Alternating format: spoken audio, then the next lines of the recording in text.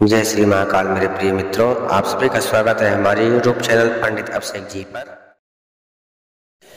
ओम श्री सूक्तम।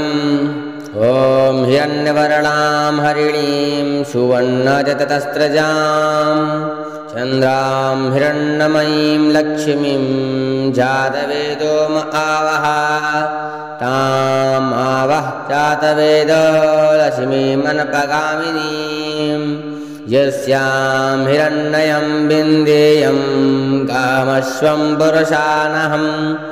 अश्वपूर्वां रथमध्यां हस्तिनादप्रमोदनीं श्रियं देवीं पहवै श्रीर्वादेवी जुष्यतां कांशोस्मितां हिरण्यप्राकारामाद्राज्वलन्तीं तृप्तां दर्पयन्तीं पद्मे स्थितां पद्मवर्णां तामिहोपहवै श्रियं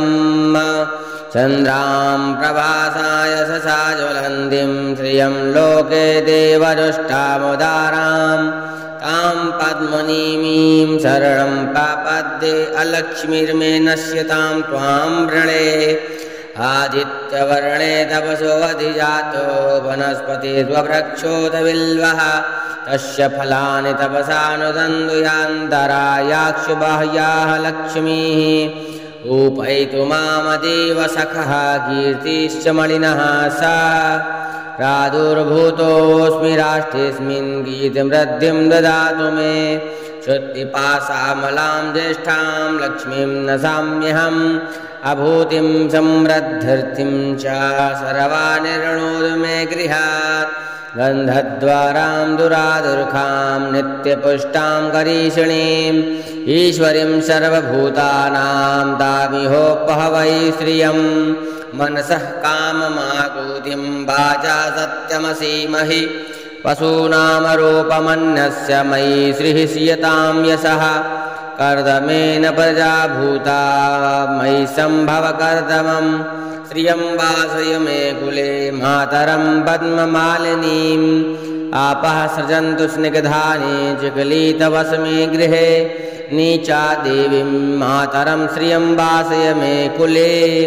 आद्रां पुष्करिणीं पुष्टिं पिङ्गलां पद्ममालिनीं चन्द्रां हिरण्मयीं लक्ष्मीं जातवेदो आवह आद्रां यः कर्णीं यष्टिं सुवर्णां हेममालिनीं सूर्यां हिरण्मयीं लक्ष्मीं जातवेदो आवह तामावह जातवेदो लक्ष्मीमनपगामिनीं यस्यां हिरण्मयं प्रभूतं गावो दश्यस्वान् विन्देयं पुरुषानहम् यः शुचिः प्रियतो भूत्वा जुहुयुदाज्यमह्नवं सूक्तं पञ्चदशश्च श्रीकामः सततं जपेत्।